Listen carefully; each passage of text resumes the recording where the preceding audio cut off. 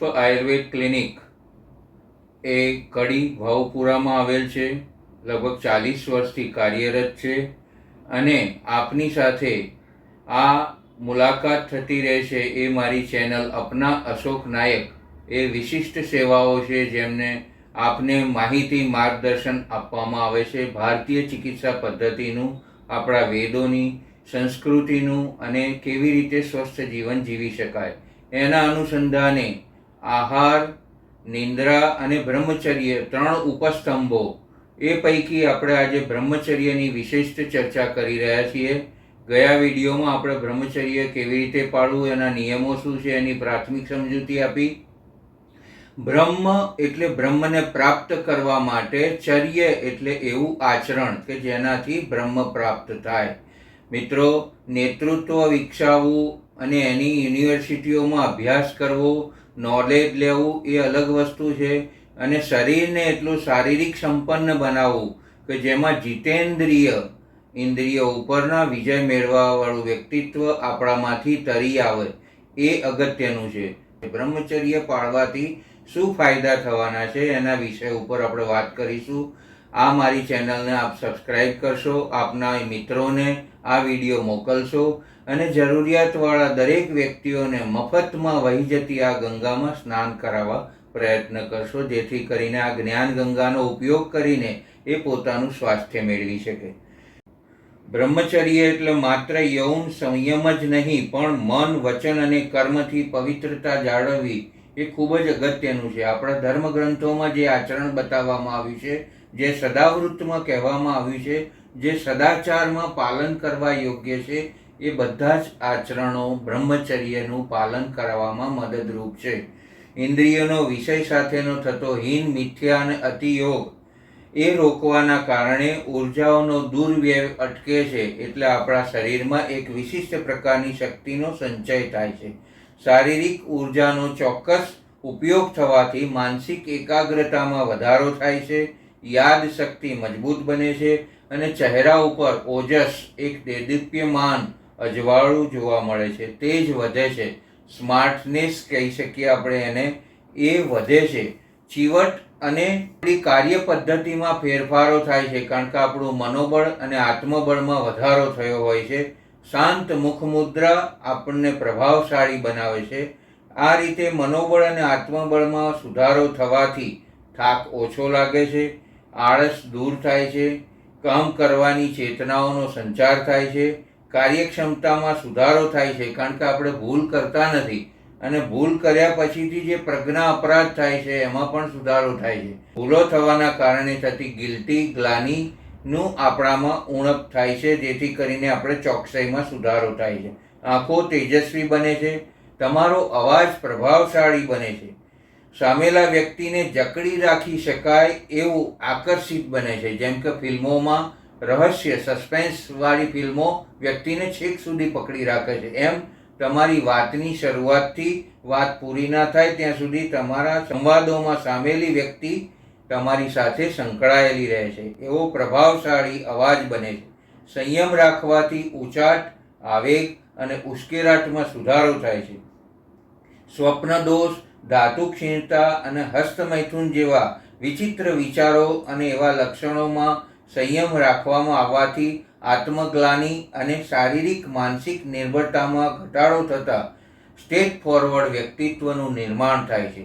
તમારામાં સાત્વિક ગુણોની વૃદ્ધિ થાય છે અને ધર્મ પરત્વે તમારી સાચી ભાવનાઓ, મનની, અંતઃકરણની ભાવનાઓ જાગૃત થાય છે. શારીરિક અંગ ઉપાંગોમાં ખિલખિલાટ આવે છે, ધાતુઓમાં પુષ્ટિ થાય છે. રસ, રક્ત, માંસ, મેદ, અસ્થિ, મજ્જા અને શુક્ર 7 ધાતુઓના અગ્નિ પ્રદીપ્ત થવાથી આખું સપ્તધાતુ ચક્ર સરસ દેદીપ્યમાન બને છે અને મનના દોષો પર નિયમન રહે છે.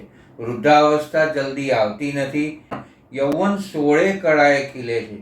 તો કોઈ પણ સ્થિતિ જીવનના સંઘર્ષમાં ઊભી થાય, જે વિચિત્ર પ્રકારની હોય છતાં પણ એ સંઘર્ષની સ્થિતિઓમાં તમે ધીર, ગંભીર અને સમજદાર, શાણો અને ઠરેલ વ્યક્તિ બનીને યોગ્ય નિર્ણયો લઈ શકવાની ક્ષમતામાં ચમત્કારિક સુધારો થાય છે.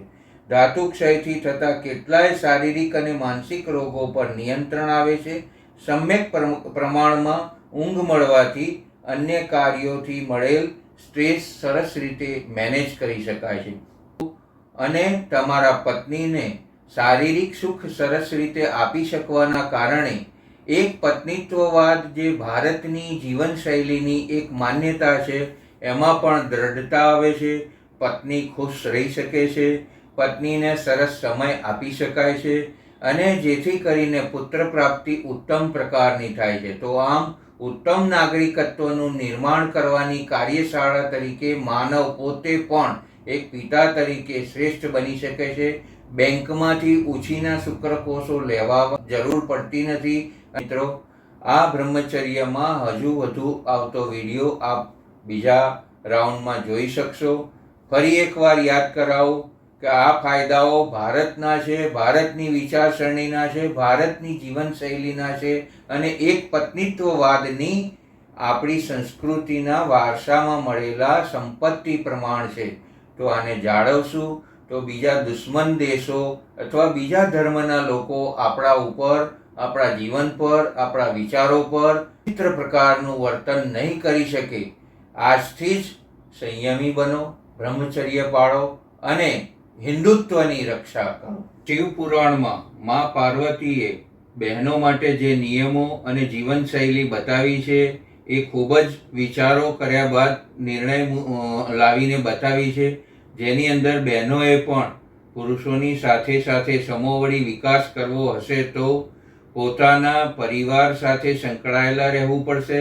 લાગણીઓનું આદાન પ્રદાન માત્ર પરિવારમાં કરવાનું રહેશે અને બાળકો, માતા પિતા, સાસુ સસરા તથા નણંદ ભોજેની સાથે સરસ રીતે વર્તણૂક કર્યા પછી, સદાચારનું પાલન કર્યા પછી પુરુષોની જેમ જ બ્રહ્મચર્યનું પાલન કરવું જ જોઈએ. જે વ્રત ઉપાસનાઓ બતાવ્યા છે એ સ્ત્રી પોતાના માર્ગમાંથી ભટકી ના જાય એ માટે બતાવવામાં આવ્યા છે. તેનો આદર સહિત આચરણ કરવું જોઈએ અને મા પાર્વતીએ બતાવેલી જીવનશૈલીનો આપણા જીવનમાં અનુસરણ કરવું જોઈએ. આપણા પતિ સાથે કંઈ આનંદ મળે છે, જે કંઈ આપણે આર્થિક અને શારીરિક રીતે સુખો મેળવીએ છીએ એ સુખોને વાગોળવા જોઈએ. સ્ત્રી એ પ્રકૃતિનું સ્વરૂપ છે અને લાગણીનું આદાન પ્રદાન કરવાનું મુખ્ય વાહક છે. આટલો આદર પુરુષે તેના અંતરાત્માથી રાખેલો છે. તો એ સ્ત્રીએ પોતાની લાગણીઓનું આદાન પ્રદાન પરિવાર સાથે રાખવાનું છે, પારિવારિક સુખનું જતન કરવાનું છે, બીજાના ઠગારી લાગણીઓને ઓળખવાની છે અને પોતાની બુદ્ધિશક્તિથી એ લાગણીઓથી આપણે દૂર રહેવાનું છે. સાચી લાગણીઓ આપણા પરિવાર સાથે છે અને સરસ રીતે પરિવારનું રક્ષણ કરવાનું છે. તો આ પ્રકારની પારિવારિક સુખનું આદાન પ્રદાન કરતા નિયમિત રહીને સ્ત્રીએ પણ પાળવાનો છે. કોઈ પણ પ્રકારની વિકૃતિઓને આપણે આપણા આચરણમાં લાવવાની નથી.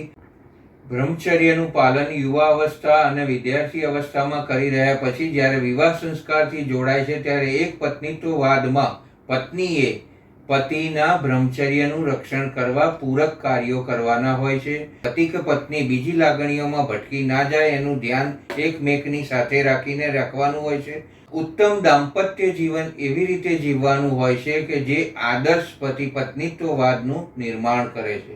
સંવેદનાઓ થાય છે તે એકમેકની સાથે વ્યક્ત કરવાની હોય છે અને અર્ધનારેશ્વરની જે વ્યાખ્યા ભગવાન શિવ અને પાર્વતીએ બતાવી છે એનું નિર્માણ આપણા આચરણથી ઉત્તમ દાંપત્ય જીવનમાં કરવાનું હોય છે. એ સ્થિતિમાં પત્નીની પણ પવિત્ર ફરજ બને છે કે એણે એના પતિનું અને એની લાગણીઓનું ઉચિત પ્રમાણમાં આદાન પ્રદાન કરવું. જો તે બહાર બીજી કોઈ જગ્યાઓ ઉપર ખોટી ઠગારી લાગણીઓથી છંછેડાઈ જશે, ઉશ્કેરાઈ જશે અથવા ઈગો અથવા અભિમાનને વચ્ચે લાવશે તો એ સરસ રીતે દાંપત્ય જીવનનું નિર્માણ કરી શકશે નહીં. આ કારણોથી અબોલા થશે, દૂર થવાશે, એક પ્રકારની ગ્રંથિ બનશે અને બીજી જગ્યાએ જવા માટેની વૃત્તિઓ થશે.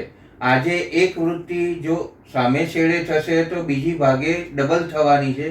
આવી વૃત્તિઓનું નિર્માણ ના થાય એટલા માટે કાચના વાસણને જેમ સાચવીએ છીએ એમ દાંપત્ય જીવનને સાચવવાની પવિત્ર ફરજ પત્નીની પણ છે. તો જેમ એવું કહેવાય છે આપણા શાસ્ત્રોમાં કે ઘરનું ઢાંકણ નાર, ઘર ભાગતા બચાવવા માટે પત્નીએ કાર્ય કરવું પડશે. ભરણ પોષણના અધિકારો મેળવવા માટે એ તૈયાર હોય છે, એવી રીતે એના શારીરિક વાસનાઓ અને શારીરિક તુષ્ટિઓના પુષ્ટિ કરવા માટે પણ પતિ સાથે જ એણે જવાબદાર રહેવું પડશે. પવિત્ર ફરજ એ સમજવી પડશે અને એ સમજણને જાળવવી પડશે, આચરણમાં લાવવી પડશે. વ્યક્તિના પાછળ કોઈ રમત રમીને, કપટ કરીને, કોઈને છેતરીને આપણે ક્યારેય છેતરાઈશું નહીં. કારણ ઘરપણમાં ફરી પાછા પતિ પાસે જ આપણે રહેવાનું છે. પતિ જીવનનું ભરણ પોષણ કરે છે, જવાબદારીઓ અને બહિર્મુખી કાર્ય કરે છે, ત્યારે સ્ત્રીએ અંતર્મુખી કાર્ય કરવાનું છે, નજીકતા જાળવવાનું કામ કરવાનું છે. દૂરના ચશ્માનું કામ પતિનું છે, તો નજીકના ચશ્માનું કામ પત્નીનું છે. તો ઉત્તમ પ્રકારની જિંદગીનું નિર્માણ કરવા, બ્રહ્મચર્યનું પાલન કરવા, એક પત્નીત્વવાદની સંવેદનાઓનું સંરક્ષણ કરવા પત્નીએ પણ અગ્રેસર થવું પડશે. ગ્રુપોની અંદર જઈને એકમેકની સ્ત્રીઓની અંદર એકમેકના ચેનચાળાને પ્રદર્શિત કરીને આપણે આપણા સ્ત્રીત્વનું અપમાન કરી રહ્યા છીએ, સ્ત્રીત્વનો ક્ષય કરી રહ્યા છીએ.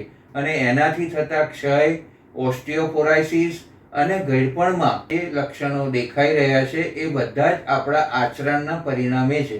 તો શારીરિક સંપત્તિ, માનસિક સંપત્તિ અને પારિવારિક સંપત્તિનું રક્ષણ કરવા બહેનોએ પણ એટલી જવાબદારી ઉપાડવી જ પડશે અને બ્રહ્મચર્યનું ચુસ્તપણે પાલન કરવું પડશે.